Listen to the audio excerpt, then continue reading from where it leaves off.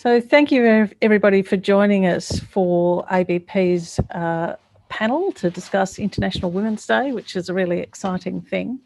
But before we start, can I acknowledge the traditional owners of the lands in which we are meeting today, which may be many lands, depending on which desk you happen to be sitting at a particular time.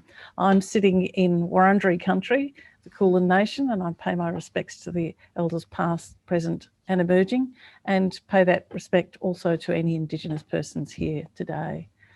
So it's my pleasure then to hand over to Derlie, who will be MC for the panel. Derlie, take it away. Thank you, Julie. So first of all, I would like to greet each one of you, Julie, the panelists, and our audience, a happy International Women's Day. And we hope to have a very warm and informal session in celebrating IWD. So the first IWD, or International Women's Day, was observed more than a century ago in 1911. Yet gender equality still continues to be an aspiration for many organizations, for many cities and communities, as well as in our disciplines, right? So in 2021, so this year, we are celebrating International Women's Day as a way of reflecting on the advances of women that women have made, and also a call to action to act here and now on how we, along with our partners for change, in mainstreaming and working towards and definitely accelerating policies for gender parity, equity, and inclusion. So today we are proud to be joined by women leaders in the built environment. So we have four wonderful and amazing built environment leaders. We have award-winning landscape architect and director at Taylor Colitian Lithlin, so TCL, Lisa Howard. And we have early career academic Dr. Philippa Chandler, who is presently a research fellow at the Learning Environments Applied Research Network, LEARN. And we have Associate Professor Christhina Candido, who is the director of the Sustainable and Healthy Environments Lab, SHE-Lab in ABP. And Professor Sarah Bell, our City of Melbourne Chair in Urban Resilience and Innovation at the Melbourne Sustainable Society Institute. They are four amazing women who will be sharing their stories of how they steered their way towards a more gender inclusive built environments. So we will start with Sarah, and then followed by Chris, and then by Pippa, and not the least, Lisa. So Sarah, the stage is yours. Thank you. And yeah, good afternoon, everyone. I've now been at Melbourne Uni for 5 weeks. And when we were asked today to talk about a moment in our careers, I thought I'd tell you about how I got this job. So firstly, I want to acknowledge that I've joined the faculty at a really tough time. People have lost their jobs and are taking on ever higher workloads. And as you'll hear, the past year for me has been a moment of success and celebration. I know that it's been the exact opposite for many of you. So I'm sorry for what you're going through, and I'm willing to listen and learn. And I hope that there's still some value in sharing my own recent experience. So until this year, I worked for University College London for 16 years. Before that, I worked and studied in various parts of Australia, and I'm originally from Geraldton in Western Australia, which is Yamaji country. In January 2020, I received an email from a recruitment consultant about a job at Melbourne Uni. Now, recruitment agents would get in touch from time to time while I was in London, particularly about jobs in Australia. And I'd always look at the job and then reply politely, thanks, but I'm very happy in London. This time I thought, wow, that actually does look like a nice job. I had no plans to move back to Australia, but I thought that if I ever wanted to, that it would be unlikely that there was ever going to be a better job for me to move back to. I'd never lived in Melbourne, and it's still a long way from Geraldton, but I was curious enough to speak to Birgit, the recruiter, on the phone, and to spend a Sunday afternoon pulling together my application. So from the outset, I was ambivalent. I really was happy in London, and 15 years is a long time and a lot of relationships at work and outside. But this was too good an opportunity to ignore. So I told myself that I couldn't actually make the decision about if I wanted to move to Melbourne or not until I had all the information, and they might not even offer me the job anyway. So I made it onto the long list, which required a short Zoom interview back in early March, back when Zoom was still a novelty. I made it onto the shortlist, which was intended to be a full interview and a visit to Melbourne. And around that time, I told my boss in London what was going on, and I also met with a couple of my mentors to get their thoughts. It was a strange time. In the UK, university staff were in the middle of a 3-week strike about pay, pensions, and the general state of things. And the pandemic was rapidly closing in. Then one Sunday in the middle of March, my sister phoned me from Kawarama near Margaret River in Western Australia and said, "You should come home now." So I did. I checked with my boss that it would be okay for me to work from home in Australia, and I walked out of my flat in central London with a suitcase, a laptop, and a ukulele. I closed the door on my houseplants, my cat, and a freezer full of food. A neighbour had agreed to take care of things for me just for a couple of months. So I arrived in Kawarama on the 27th of March, and I self-isolated at home at my sister's place. And I just assumed then that the recruitment for the Melbourne job would stop. Birgit, the recruiter, would get in touch from time to time to assure me that things were still going ahead, but I did not believe her. I thought it was wishful thinking because she needed to get the commission because this is how her business works. Then I got an invitation to the final seminar and interview in June. Now, despite everything, I was still convinced that my colleagues and my work in London were important to me, too important to give up, and that was where I wanted to be. I thought seriously about withdrawing from the process, but I stuck with my original commitment to see it through. My inner teenager was hoping that I wouldn't be offered the job so that I wouldn't have to face a decision. But thankfully, my inner adult took charge, and I prepared the seminar and I showed up for the interview, which was now a very normal meeting on Zoom.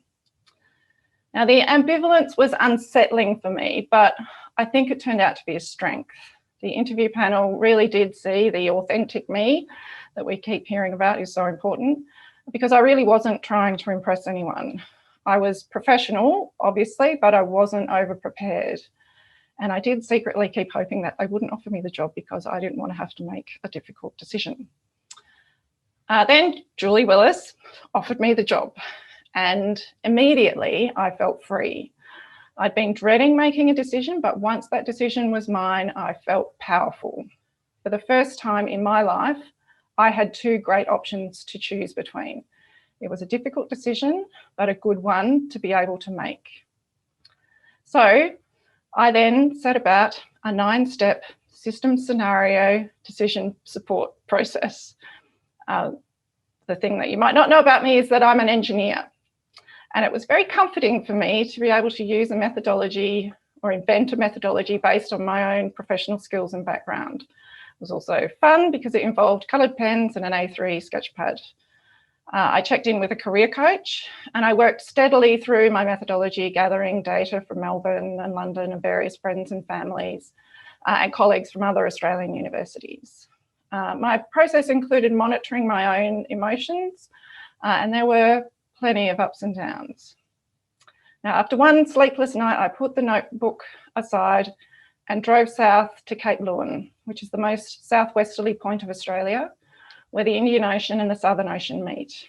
I stared out at the tumbling seals, and a whale breached, and I knew it was time to move.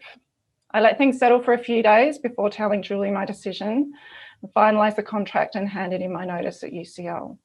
I worked out the full 6 months of my notice period, and I arrived here in January, having missed the lockdown that all of you endured last year. And so far, it's been wonderful. I've had an incredibly warm welcome, and I'm really excited by the work ahead. Thanks.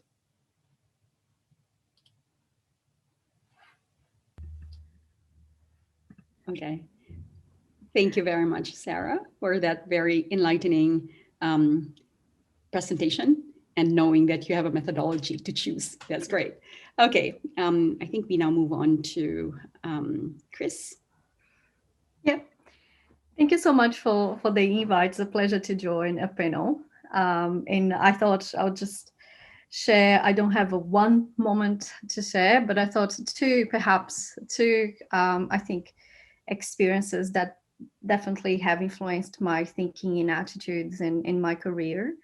I think about me a little bit. I finished my undergrad in MPhil in Brazil in architecture and urban planning, and then brave enough to do two PhDs, not only one, but not only two PhDs, but in very male-dominant environments, environmental science and civil engineering.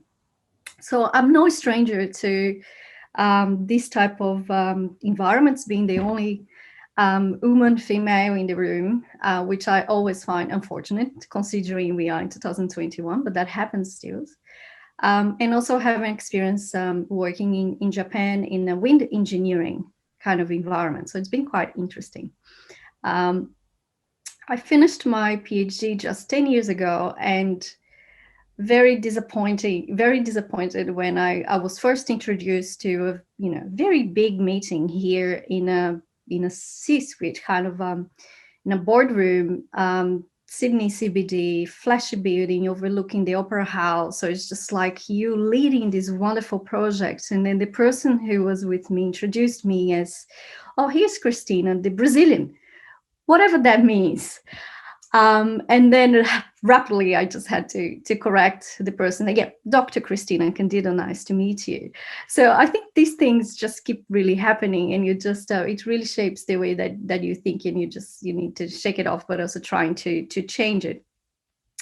So I think in terms of kind of trajectory or experiences, I think I could pick many, but definitely one that I know now that really changed the way that I see these things. I think it's just really the role of role model, actually having these trailblazers being part of your life. I think having spent time sitting in meeting rooms with my mom, who was also leading big groups, very often just the only woman in the room.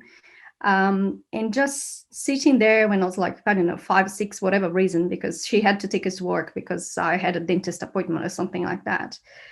And seeing her there, just standing up and leading the group, I think that really changed. I think it really makes you think about what you can do as well, because that becomes what is your normal. At the same time, listening to her reflecting on these experiences. And I already asked her many years after, of course, recently. And she said that she was actually doing that very intentionally, teasing up that conversation with me and saying, how wrong it was that it was great that she was the leader in that group, that the meeting that she just attended, but at the same time, how tiring it was that she was the only, female in the room. And that shouldn't be the case, that she would hope that would be very different when I would be the one having my own career and being in a workplace. So I think always seeing, the importance of this role model in a very early stage, seeing the both sides, seeing her performing that role, but at the same time, her being so mindful of that was a privilege, or that was a really kind of an outlier perhaps in that particular scenario. And I'm talking Brazil, 35 years ago or something like that.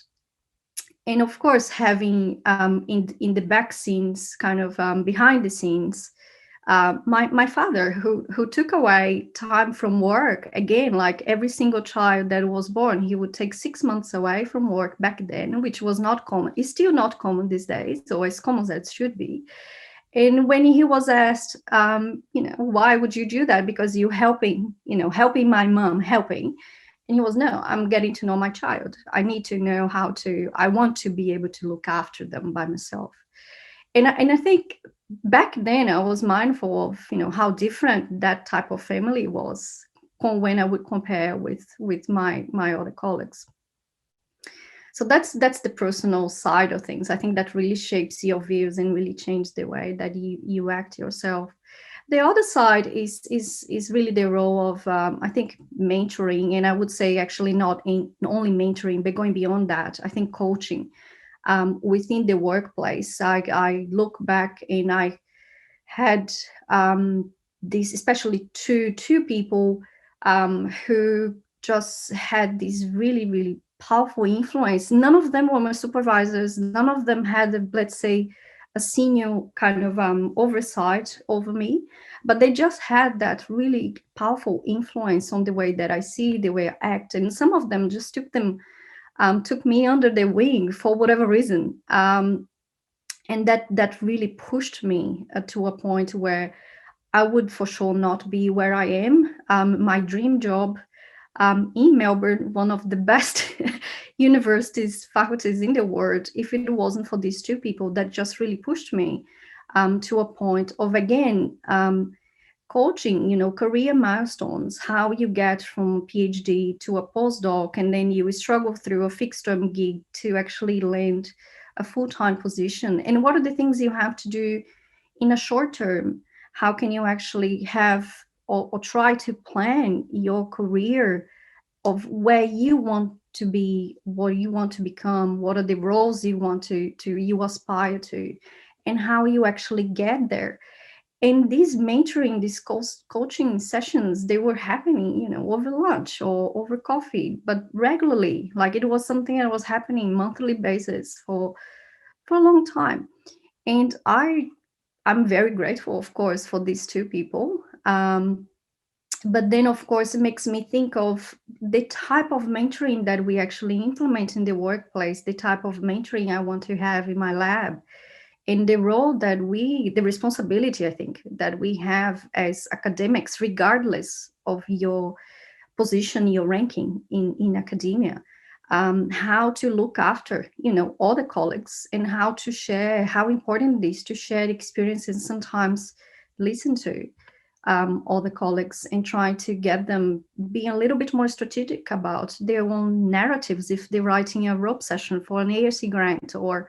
So I think these things, they really go a long way, and we need to have these experiences and also these opportunities as we go in our career. And I think as a senior academic, that is something that we have to take on. But going beyond performance reviews is something that you just do it, on a weekly basis. And that is just how you work and who you are as a professional. Yeah, that's it for me. Thank you very much, Chris. It's interesting to know that you actually finished 2 PhDs. So let's move on to Philippa. Hi, thank you so much for having me today, and what a pleasure to be spending time with you all today and to get to know each of you a little bit better. My name's Dr. Philippa Chandler, and I'm a cultural geographer. I've worked here at the university for 7 years, but split over a number of contracts between ABP and the School of Geography. And before that, I worked in a variety of roles in London, including stints as a social trend researcher and a year at the BBC. So I currently work with LEARN, the Learning Environments Applied Research Network, and we're looking at my project is looking at the relationship between schools and their communities. So a couple of bits of info about me. I had 2 children during my PhD. And moved from Australia to London and back again during the course of my PhD studies. And I was juggling like anything. I was sort of alternating, I guess, between parenting, working and PhDing, which meant that my PhD candidature spanned quite a long time. That was through Curtin University, who were very patient with me. When it comes to reflecting on my career, one thing that stands out to me is that this job that I'm in now, which is a fantastic job, I'm in a 3-year research fellow role, level B, which is a huge score, and I'm just so grateful to have it. But this is my 19th employment contract at a university. It's my 19th role, each one with a separate contract, a separate new line manager, including roles at Curtin University and Brunel University in the UK, and 2 schools at the University of Melbourne. I mean, 19 separate contracts is astonishing to me, considering I've worked outside of universities as well, and I've had relatively stable employment with this 3 years as a research fellow and 3 years part-time working for Vail in ABP. So I have reflected quite a bit on casualisation and what that means for women. According to the National Tertiary Education Union, women are disproportionately likely to be casual. And it's important to note that casuals don't have access to parental leave. That can make pathways back to employment quite difficult for women who have had babies. So if you take time off as a casual, it means you've got to start from scratch again to get back into the workforce. And that was the case for me with both my children. I didn't have a job to return back to. I had the kids, took the time out of the workforce, and then had to go and find a role when I was ready. Now, I'm so glad I've never experienced this, but casualisation can also make people more vulnerable to workplace bullying and sexual harassment. And as women are disproportionately casual, it puts women in a disproportionately vulnerable position. Thankfully, I've not experienced that, but casualisation is something I'm quite passionate about. And I really hope as I progress through my career to be really mindful of the casuals and sessionals working around me. One way I'm trying to make a positive change is by co-chairing our faculty's early career academic network. And we are really purposefully open to casuals and sessionals rather than just the ARC definition of securely employed postdocs as early career academics. One other interesting personal reflection on my own career is I had 2 kids at home last year during COVID, and I was sort of crunching some numbers, and I realised there was a period last year of 195 days in a row, of which only 7 days saw both my children out of the home. So that was 7 days out of 195 that you could class as a sort of typical uninterrupted work day.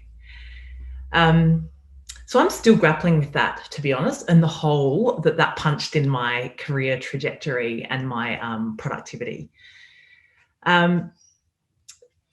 Women, we've really got to think about, there's a lot of discourse around resilience and how, looking at the future and with climate change and how we build a fair and just and resilient culture that can absorb disruptions and shocks that might come in future. And COVID sort of proved that we haven't got those systems yet in place where women are protected and can thrive when there's disruptions like that. So I'm already wondering how I'm going to write a rope statement that takes into account the fact that my kids were underfoot for most of last year. I just want to finish on a positive note, though. We've got so much to work on. There's so much I'm angry about in general, but I just want to say that raising my kids has been one of the most exciting opportunities of my life. I'm grateful to work in a department with a female dean. I'm very grateful to work in a faculty with women from all over the world and from diverse backgrounds from whom I can learn on a daily basis. And today is an example of the opportunities to learn from diverse perspectives from women. And I feel that I have a chance to learn from other women every day in my job. I'm always drawn back to working at universities because I feel they're an environment where I can speak my mind and work with a high degree of autonomy. And I've always felt like I can be myself at University of Melbourne. And for that, I'm very grateful. So while my 2 points today have been my crankiness at casualisation and our need to do better in accounting for COVID and disruptions on women's careers, I have a lot to be grateful for. Thank you. Thank you, Pippa, for the challenge that you have encountered and transforming into an opportunity for you. So yeah, thanks for that sharing. And now we move on to Lisa. So I'll be sharing your slides. So let me know when. Thanks, Derlie. So I'm Lisa Howard. I'm a director at Taylor Cullity Lethlean. and I've been working with TCL for just over 17 years now. I think I'm going to give a little just bit of a summary and breakdown of my progress in my career, how I got to where I am now, because I started at TCL as a graduate. But first, just wanted to talk a little bit about my family background. I grew up as the youngest of 3 girls, and mum and dad both academics. I had a very supportive grandma who herself moved out by herself after the Second World War with no family, no friends, moved from Switzerland to Australia, and really has been, you know, through all my growing up years, was an incredible role model for just a really strong woman who was incredibly determined. I think the other important thing was that both mum and dad, having 3 girls in the family, we all did things around the house, whether it was me helping dad with the carpentry or fixing things in the house, helping my grandma with the baking. There was no sense when I grew up that there was jobs for women or jobs for men. There was no sense that I couldn't do whatever I wanted simply because I was a woman. And that really, I think, has been influential into how I approached my career when I started. So I started at TCL in 2004 as a young and fresh-faced graduate, and I suppose I was very ambitious and probably a little bit naive, having come from quite a sheltered, privileged background, thinking, well, the world is my oyster and I can do anything, and I'm going to work for the best firm in the company, and I'm going to be the best in that company and work on the best projects and all these sorts of things. And I suppose it became a bit of a reality check as I started to get involved in the built environment industry. All of those years ago, so it's 17 years ago now, I worked a lot on construction sites. So basically for me, I was on site, and I'm pretty much the only female in any of the situations. Just the next slide, thanks, Derlie.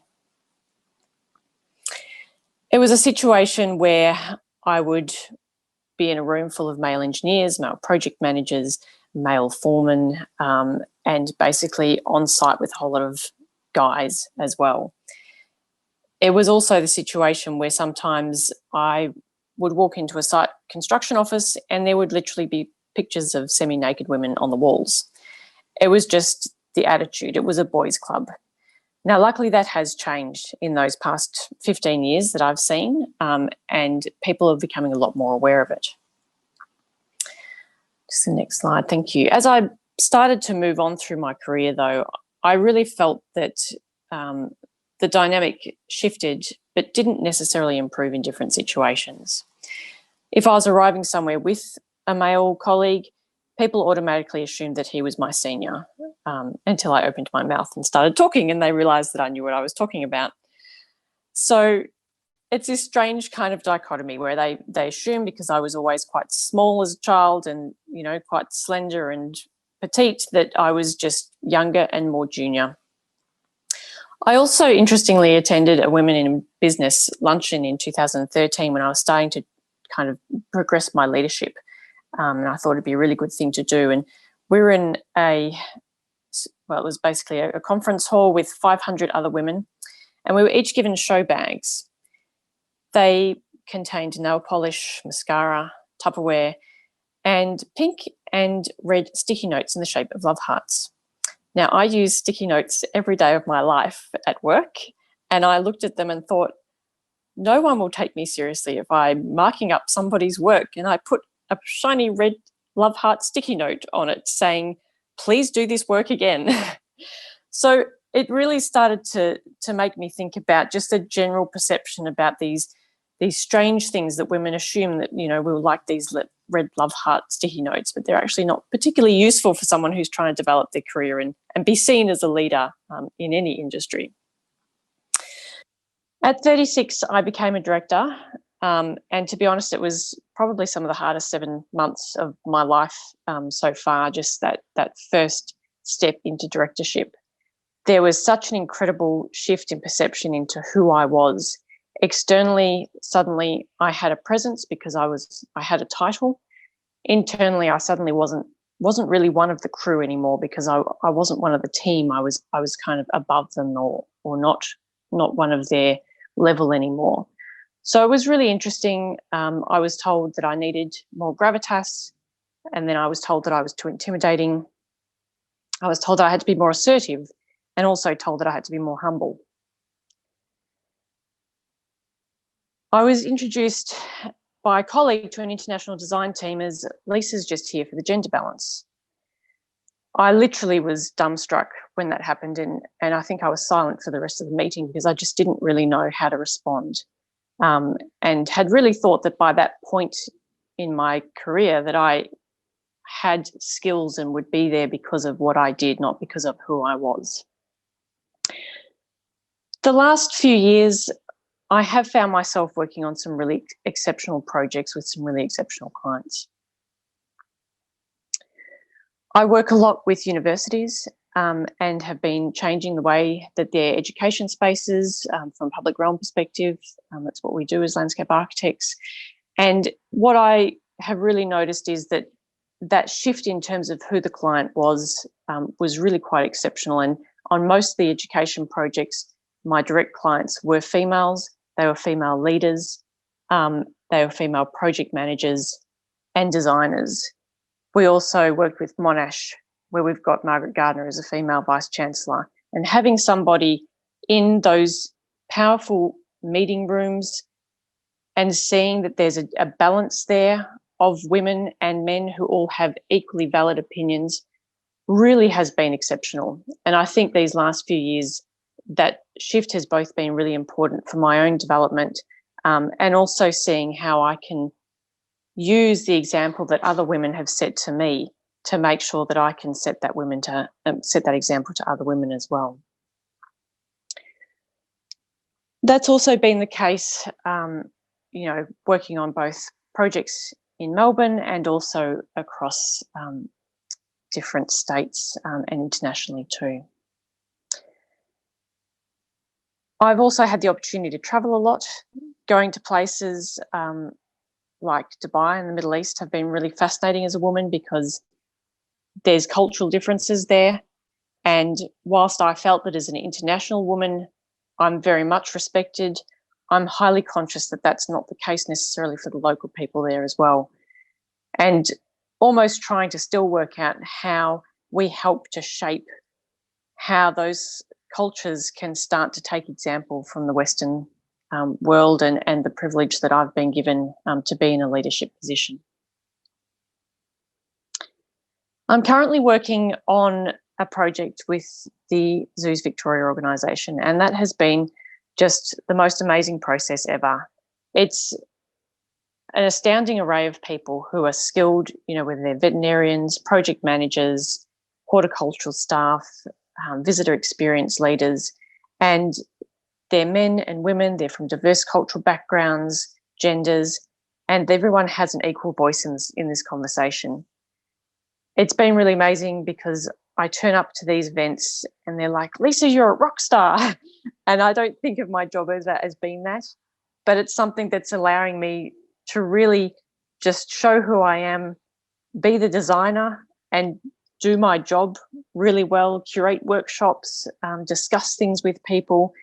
And I suppose hopefully just set an example for the colleagues that I work with as well, to make sure that they can see how, I suppose, women in leadership can perform and how we present ourselves within groups of diverse people and deal with challenging situations.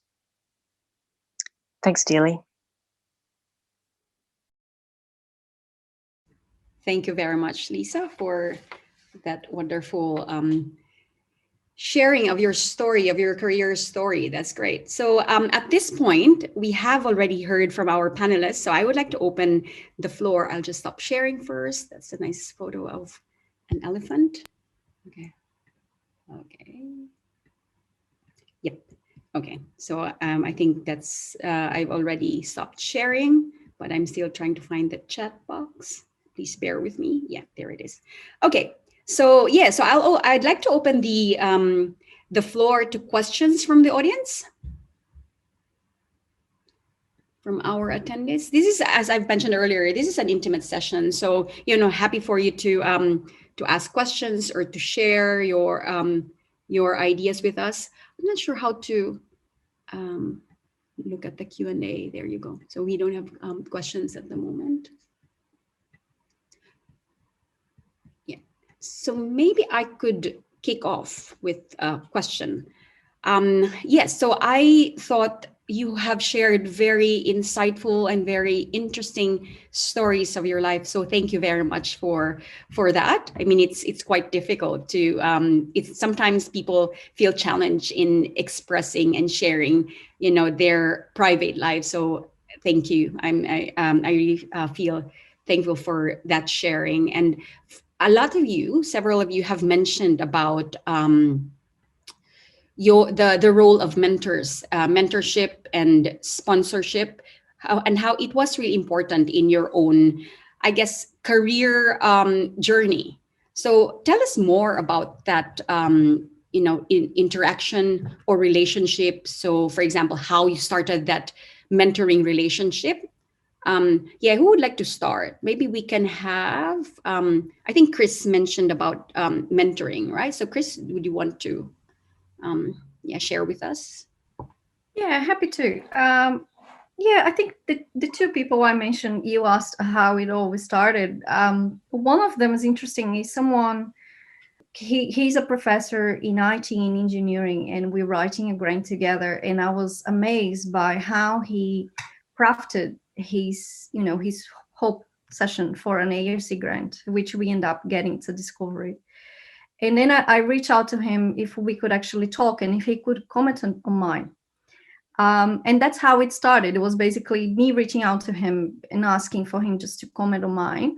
But then after that, it's what you said, it's a relationship. It started this kind of friendship. And bit by bit, without me not necessarily knowing at the time, he was basically just saying, I really like this that you're doing. I think this initiative is great. I talked to him, for example, about, I have in my lab, I call it Pilot Fish program, which is basically getting an early career researcher, spending time with a senior academic in a topic that they're interested in, and just having lunch every month, once a month.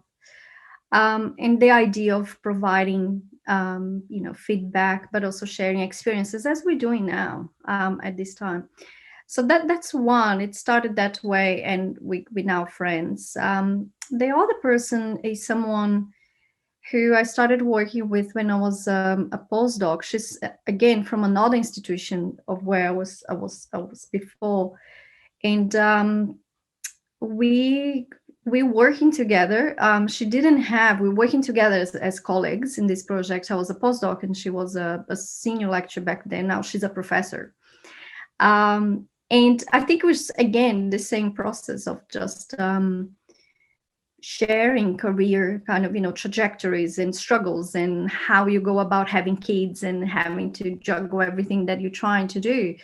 But then listening to the stories and also her really being very influential in saying, maybe try to do this, try to go to this event or position yourself like that. That type of relationship has really changed my trajectory, and it just really helped me having opportunities that I wouldn't otherwise. Thanks for that, Chris. That's really interesting how they could provide, opportunities, advance your own in your own career. So we have one question here from Sarah. So it's a question about networking. So networking can be very powerful for women. Yes, definitely. Have you seen examples of professional networks that were helpful? What do you think women need in the way of support networks? Maybe we can ask Lisa to answer that. I think you've mentioned in your presentation of having been involved or attending as a networking event back in 2013.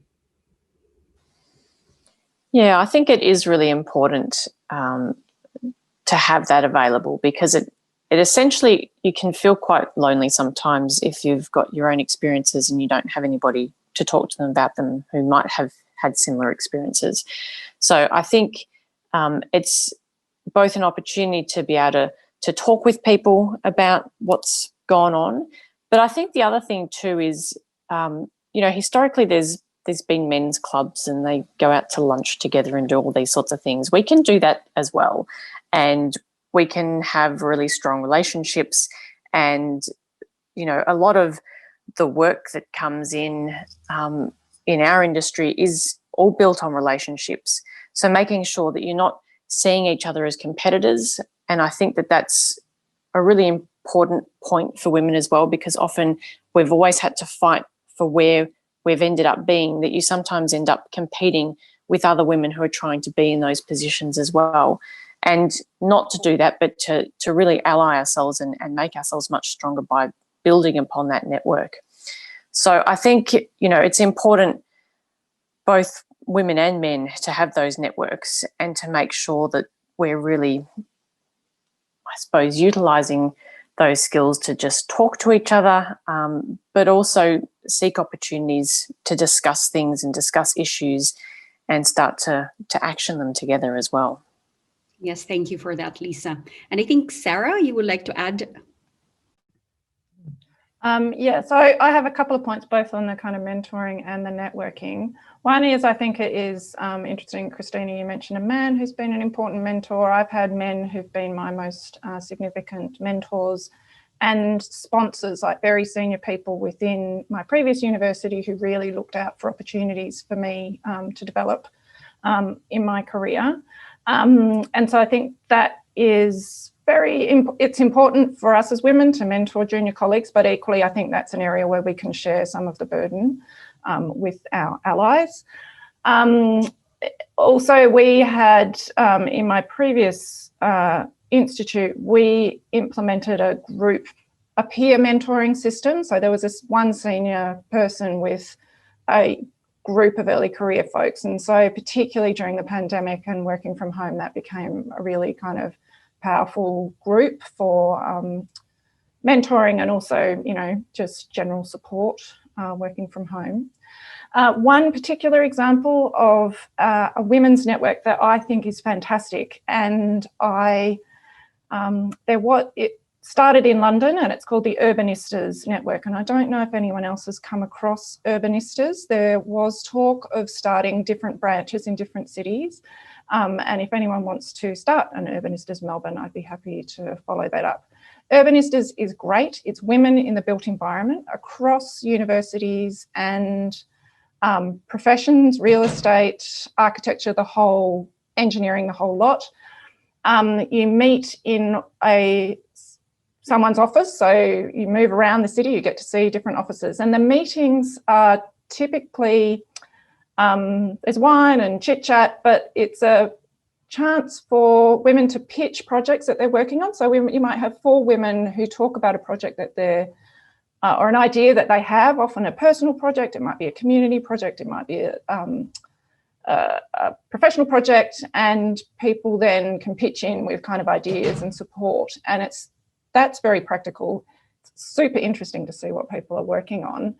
And then the network also serves all of those other kind of boys' clubs functions in terms of, knowing and across, various kind of different levels of seniority. So if people in Melbourne were willing to, have a go at replicating or starting an Urbanistas branch, I think that would be, it's really good fun apart from anything. Thanks for that, Sarah. I think I've posted a link. So it's urbanistas.org.uk. Is this the correct one? I think so, yeah. So I mostly follow them on Twitter. Happy to kind of pick that up. Okay, thank you. So we have a few questions here. So there is, so one comment from Kate is that Lisa shared such a great story of being described as too assertive as well as too timid. There often seems to be something I think of as a very narrow band of okay for women at work and elsewhere. I am wondering if the panelists can share strategies, experiences that have helped them to widen their own options for okay. Would you be happy to answer that, Pippa? Actually, I would like to defer that to one of the other speakers who's worked in a male-dominated industry, because I feel like I've always been fortunate to work with a really even gender split in cultural geography and in working in the media. So maybe Lisa or Christhina might. Yeah, thanks for that, Pippa. So who would want to start? Maybe we can hear from Lisa. Yeah, I was going to say Christhina put her hand up first, but look, it's a really interesting question, because I think it often comes across. I mean, there is a perception, and there's science that tells us that if women are talking in a room, it sounds like we're talking too much, even if we're talking less than all the men that are talking, because people aren't used to women having opinions historically. But I think for me, the thing that I've found most useful is making sure that I'm absolutely sure about what I'm talking about. So I think there can often be a situation where men talk because they just talk, but what they're saying isn't always necessarily correct or necessarily the right answer to questions that have been answered, but they just simply talk because they do. And a strategy for me is that I don't talk a lot. I mean, I'm naturally an introvert in social situations, so I'm not comfortable interrupting conversation. But if I do know something, and particularly with my project work, I know very much about what it is. I research, so I make sure that I know what it is that I'm doing and what I'm talking about. And then I feel sure that if I'm contributing to the conversation, it's both meaningful, but it's also accurate. And in a sense, it means that when you are contributing, what you're contributing is really valuable, and people start to value the fact that you contribute in a meaningful way to the conversations. And I think that helps to make them realise that it's worth women talking, because we do have things to say and we do have valuable things to contribute to the conversation. So for me, it's been about, I suppose, choosing my moments and making sure that I know, if I am going to say something, that I'm asking good questions. And also, I mean, questions are fantastic because there is no silly question. So, get involved in the conversation by asking questions and provoking the conversation, and getting them to acknowledge that you're there, you're not just a fly on the wall, but you're actually integrated into the process. Christhina, I'll flick over to you now. My apologies, Chris. I didn't see your hand go up. So sorry about that. No, it's okay. I agree with everything that Lisa just said. I think Ines tried to answer what Kate was asking. What are the options for, the okay? I think I just embraced. I've been told that I was too aggressive or too ambitious or too bossy, and I've stopped seeing that as a negative and actually being as a compliment. And that's who I am, and I don't really care. And I think coming prepared, knowing, doing your homework, I think it's regardless of your gender, but can be particularly powerful to you if you're actually attending these meetings, that you're going to be the exception there. I think that building up your own strategies that work for you through time, and just being extremely confident and just embrace who you actually are. It takes time, but I think that is so important in any sort of professional environment. And I think the mentoring can help us get that too. These silly labels that we get attached to in the workplace. Yeah, so I would just add to that I think it is it's important to know that when you're getting that kind of feedback, it's gendered feedback and it's bullshit, right? To excuse my language, but I think we do have to call it out sometimes. And so rather than, I think there can be a tendency to say, oh, what is that kind of middle ground? How can I modify my behaviour to fit into what is an acceptable and effective woman? And in the end, you just have to turn up and, be the professional that you are, be the person that you are. And I think all of Lisa's tips are very good tips on how to be a decent human in the workplace and how to be effective, whether you're a man or a woman.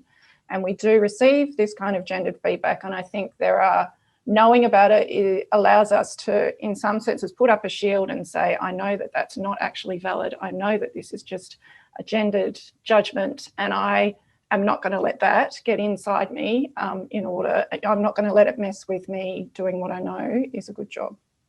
Yeah, thanks for that, Sarah. And yeah, so we move on to the next question, which is about balancing home and life, right? So I think Philippa shared with us the challenges of having 2 kids while doing her PhD and moving. So yeah, it says here, how do you balance home life? Daycare is easy as you can drop off and pick up around the work hours, but school hours mean juggling early finishes. How have you managed this? Are you coming to me with that one, Derlie? Yeah. Well, I guess I could speak logistically about how it works in my own family, but I think just to focus more on some of the bigger picture and the systems issues here, I think in heterosexual relationships, there is a recurrent issue with men not taking their leave entitlements and not pushing for workplace flexibility like they should. And I guess it's very important to me in my relationship, which is heterosexual, that my partner does use his leave entitlements to their fullest and that he does push for the best flexibility he can in his workplace, which is difficult because he's an engineer in a biotech company that has had quite traditional values. So to speak sort of systemically, I think that is a really important issue, men using their leave and working flexibly. And until men do that, as much as women do, we will always be coming up against these battles about home and work-life balance and school holidays and childcare. I guess not everybody is partnered and some people are in same-sex relationships. So I don't, in those sorts of relationships, it is just a juggle drawing upon after-school care or friends or families or networks or communities and I guess all the typical range of tricks and hacks that we have at our disposal. And I'm personally grateful to have quite a good contract at the moment. I'm 0.8 and I also have caring leave and sick leave and annual leave. So I'm very grateful to have those. So we're able to make it work in our family. But I guess my political point is men need to push harder for flexible working arrangements. And that is how we're going to solve this in a more longer term holistic sense. Thanks, Philippa. I think that's really a great segue to the next question. So it says here, Christhina, Lisa spoke about being the minority in their workplaces and associated negative impacts of this. Do any of the panelists have advice for men who want to build up the confidence of their fellow female coworkers in situations where women are the minority? Thinking about common work meetings, but also situations are obviously important.